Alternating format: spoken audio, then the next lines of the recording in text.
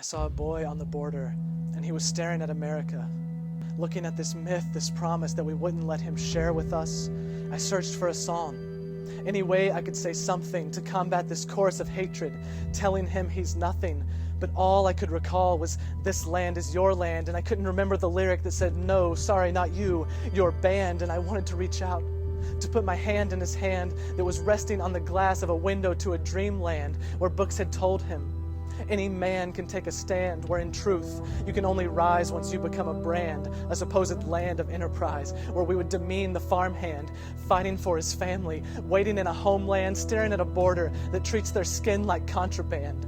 If his back was wet, as they say, it was because we spit at him in a rush to condemn the parents, the society that raised him, as if we don't own mirrors and don't think our hatred will faze him, as if our security would be sacrificed if we raised him, praised him, just a boy with two hands and a mind, a desire to be good, to work hard, to be kind, a drive lost on most of us, lost in the grind, in a world where we've all resigned to work, yet do nothing at the same time.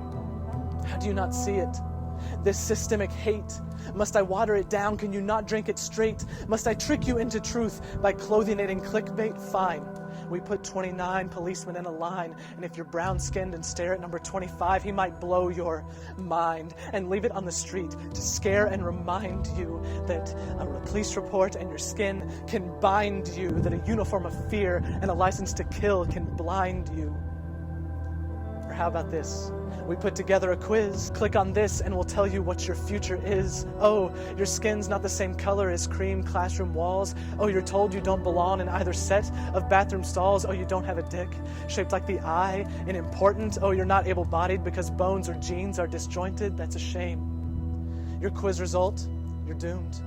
Be prepared to scream from the back corner of a classroom, to be interrupted if you ever make it to that boardroom, to be told what makes you different is all that puts you in that dorm room, to be told your only reparation is to pick up that push broom and sweep. Your history aside, don't weep for those who died, just keep cleaning that sidewalk. So that when you march on the streets, they can say that's where you belong. So when they say they want peace, they can kill your uniqueness with a curb stomp. Scene 2. This trans man I knew was a poet, writing while he was staring at America, looking for the letters that would erase the name of Jessica, upset. His stanzas looked like boxes and squares, 4 walls made for words, for check marks, his snares. For these boxes trailed him wherever he'd go, trying to tell him as if he didn't already know you don't fit in this binary existence. Check female on this document. We must insist this, and if you have to piss, follow the sign with the skirt. The one dressed in the clothes we bestowed you at birth, when we bathed you in pink and predestined your worth. This man looked at me, this poem on his mind, trying to shape it into a flat circle like time, and he sighed. I'll commit one more crime against my birthright. For the sake of what's right, I'll ask that you call me daylight. Even once we reach night. Why? I asked. This poet looked at the clock. So once a year this world will save me, he said, from this never-ending dark. I kissed a boy in the shadows, so my hometown wouldn't hate me. Then I told him I was straight, so he wouldn't want to date me, a bisexual boy.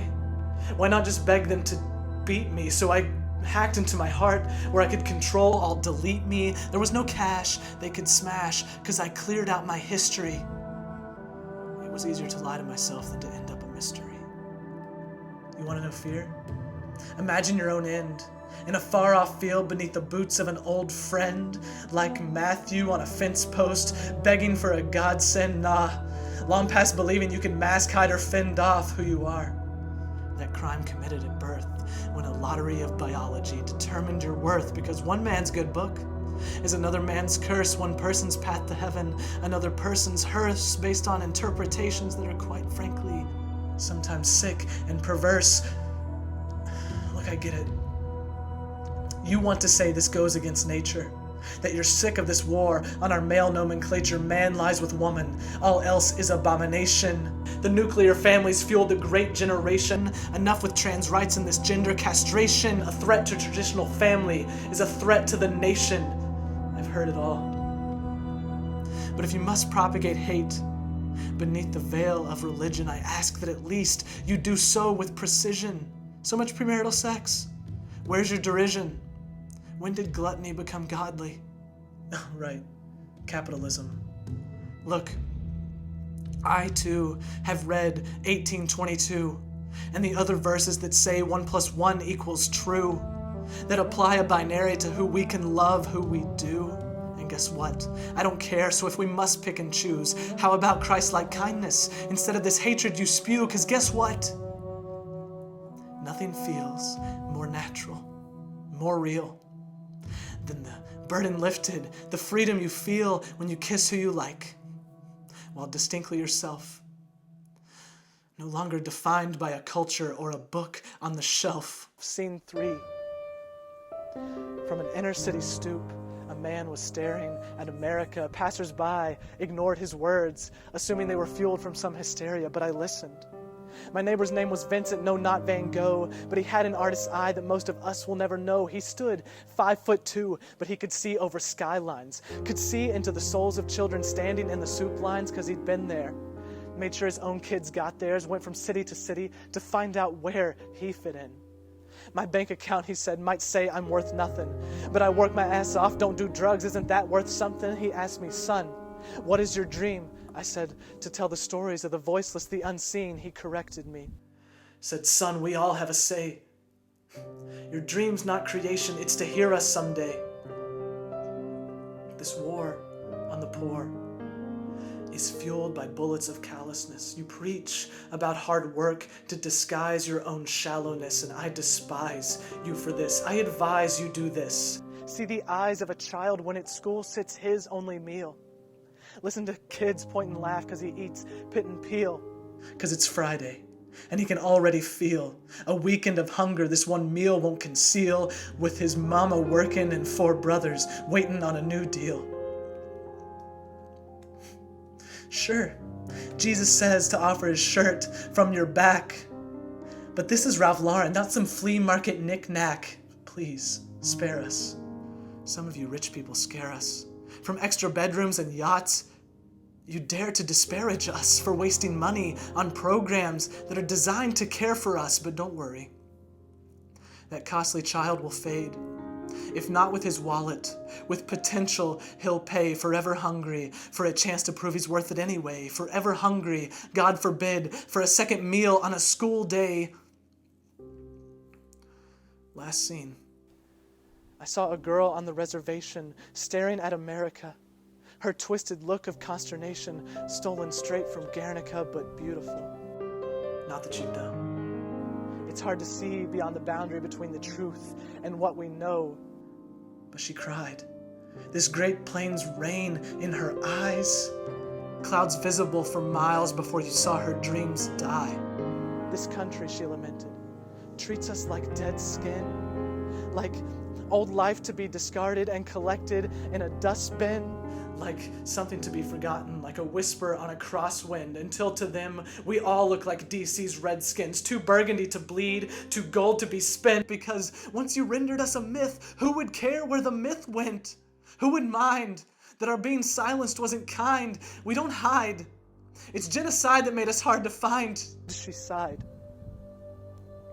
Like thunder, paused before she said it. I have a story for you, Cory, should you choose to spread it, though I fear that through the years you are destined to forget it. A story that explains the world in 60 seconds. If you let it. Then she said it. I used to think clay was never red until our bleeding bodies fed it, until they scraped our scalps against the dirt, took our history and shred it, because I had seen myself fade to black, made into a mascot, a child's game, an artifact, made so small I could fit into the space where the clay cracked, where grass could grow and fail to show the bodies buried by America.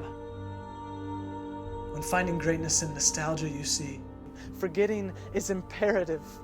Dare to care for us, remember us, listen to us.